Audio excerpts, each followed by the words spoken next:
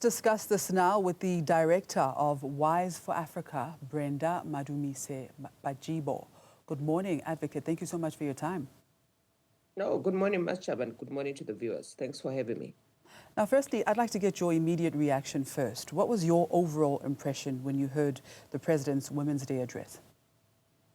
It's not different from last year. It's not different from 2, 3, 4 years ago. It's the same. It's different emphasis. That's the difference. And I think the other difference is that this time he even told us that he's happier because of where the Women's Day was taking place. So maybe this time he said it with more excitement and more determination rather than the previous years. But the contents are the same.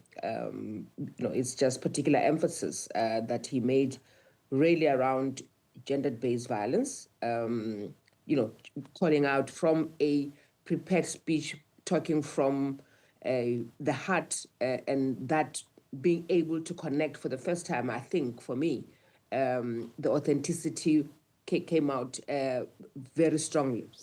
And speaking of the content of that address, the President's central theme, he states, when women prosper, we all prosper. When women rise, we all rise. Do you believe this rhetoric matches the lived reality of South African women, particularly in light of the specific challenges that he mentioned, such as gender-based violence and access to basic services? Not at all. Not at all. I mean, I think these policy pronouncements have to be in tandem with what happens on the ground and the reality of the many women. So when you talk of women constituting more than and holding half the sky, and it's 51% of the population, and it has not translated, that number has not translated positively in them holding 51% of the economic opportunities. And that's the reality that we live. So we have made many pronouncements. We have policy decisions that are meant to advance women economically. But when we speak, that's not the case. You find majority of women in low-paying jobs, right? We find majority of women having to straddle the different provinces, traveling to work, and transport costs that are high. You have women who we have not challenged even the tax system that keeps us, in perpetual not being able to create wealth for ourselves and our families because of the tax burden that we have. We have a capitalist system or an economic system that is not realistic about the lived experiences of Black women in particular. That's why you can proudly and boldly say that the face of poverty is Black women when we are not doing and introducing measures that cuts down that unemployment, not even to half, but you eradicate that unemployment. Because the majority of women in this country you find in the care economy that we are refusing also to recognize. So there's a lot of policy interventions that must be done before we can talk about women being empowered. That we want representation is but one of the many things and interventions that must be made. But we need to deal with the structural challenges that we find, how this economy is structured, that still perpetuate inequality, that still perpetuate poverty, that still makes many South African women to be unemployed. In fact, the President also highlighted South Africa's ranking as second out of G20 countries for female representation, with 42% of MPs being women. And yet, we have some of the highest rates of gender-based violence globally. What does this disconnect between political representation and the lived reality actually tell us about where power actually lies in our society? Precisely. And when we talk about challenging the power structures, it's exactly that we think, and you see, when you just decide that there's going to be 50% quota, and we just bring in women because we need to fulfill an obligation of having 50% quota, but almost all of you don't have a gender lens in how you, articulate and make sure that your policies have got a gender lens, that your planning, the design of everything has got that gender lens. Then it's problematic because you're going to be always deferring to women when it's supposed to be a collective, right?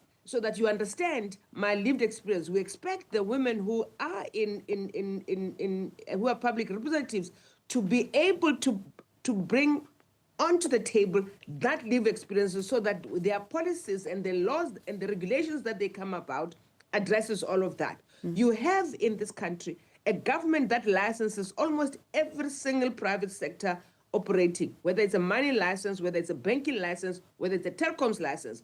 We have not used those licenses to shape and change and transform those companies to reflect the lived reality of South African women and bring them as many into the fold. Now, Advocate, speaking of policies, Chief Justice Mandi Samaya yesterday announced a landmark sexual harassment policy. Now, this is, of course, any step is a step forward, right? Is this just a document, or could this possibly be the beginning of a new era, particularly in the judiciary? I think it's a new era for the judiciary, right? For the longest of time, this policy was non-existent. Ask yourself why. When you have had so many chief justices who do not think it was prudent to have the sexual harassment policy. It first started the continued harassment of many young aspirant women judges, aspirant or even just lawyers who suffered at the hands of their colleagues, but nothing could be done because you could hide behind that. There's no police, and no one wanted to come out into the open for fear of retribution or being ridiculed, right? And then if you recall, in the Benenge case, that discussion took place, absence of sexual harassment policy in the judiciary, and the Judicial Service Commission interviews of the Deputy Chief Justice. That discussion ensued, and there were provinces and judge presidents in other provinces who were opposed to the development and formulation of this policy, and that she has managed to get them all on board. It's a good thing. It's a step in the right direction, and hopefully many those who experienced it in the judiciary will now be able to open up and lay legitimate complaints. All right. Advocate, before I let you go, and very briefly, what gaps do you see in our current legal framework? I mean, are the laws themselves inadequate, or is the problem in implementation and enforcement? So the laws are there. I think the problem is the application of that law. So if you change laws and you put in new laws, the people who are meant to implement that law must understand what they are implementing. You know, it's very sad when you go to a police station and the law states X, and the police don't even know that that's what the law provides, right? So that's the disjuncture and where you find not the connection, right, between what is written in theory and the practice, and we need to work on that practice, because you've got adequate protections around legislation that is misapplied, that is also not implemented correctly, and in fact, majority of South Africans also don't know what their rights are and what is provided in the law. If you go to any police stations today, depending where if you are reporting a domestic violence matter or you are reporting a rape matter, this police station treats differently from another police station. So even the practices are not the same. All right. Unfortunately, that's all we have time for. Advocate, thank you so much for your time.